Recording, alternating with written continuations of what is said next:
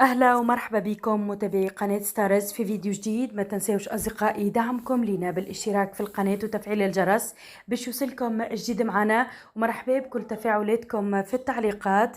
قال رئيس الجمهورية قيس سعيد إن ما وقع يوم الأربعاء في إشارة إلى هروب الإرهابيين من سجن المرناقية هو عملية تهريب وليست عملية فرار، والصور التي تم بثها أمس لا علاقة لها بالواقع إطلاقا، وكان الهدف من بث هذه الصور التي ما كان لها أن تبث أصلا هو تحويل وجهة الأبحاث. كل القرائن والدلائل تشير إلى أن العملية تم التحضير لها منذ أشهر طويلة. وتابع سعيد خلال لقائه بوزير الداخلية إن ما حصل أمس ليس مقبولا، وهناك تقصير من الأجهزة أو الأشخاص ولا بد أن تتم ملاحقتهم ومحاكمتهم.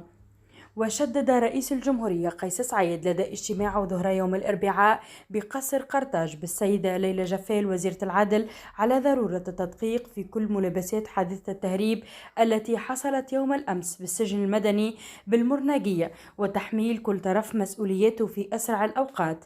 وأسدى رئيس الجمهورية تعليماته بضرورة التوصل بسرعة إلى من نفذ عملية التهريب، ولكن خاصة لمن خطط لها سواء من الداخل أو الخارج، فالأبحاث التي تم الإذن بها لا يجب أن تتوقف عند تحديد المسؤوليات داخل السجن، ولكن تحديد المسؤوليات من خارجه، لأنه ما كان لهذه العملية أن تحصل إلا بتخطيط من جهات لا توجد وراء القضبان، ويجب أن تكون موضوع ملاحقة جزائية. كما دعا رئيس الدولة إلى ضرورة أن يتحمل القضاة اليوم مسؤولياتهم كاملة للبت في القضايا المعروضة أمامهم، ومن غير المعقول أن تبقى قضايا تتعلق بأمن الدولة أو الاستيلاء على المال العام لمدة سنوات دون البت فيها.